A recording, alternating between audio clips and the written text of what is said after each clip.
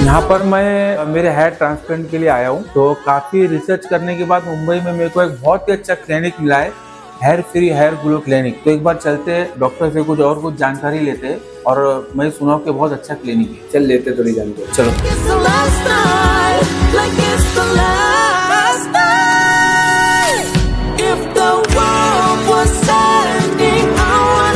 Sir मैं बहुत परेशान हो गया हूँ सर। ये देखिए सर, ये कैप पहन पहन के मैं परेशान हो गया हूँ। मुझे इससे मुक्ति दिला दीजिए सर। ऐसा लगता है कि मेरी सेकंड वाइफ हो गई है।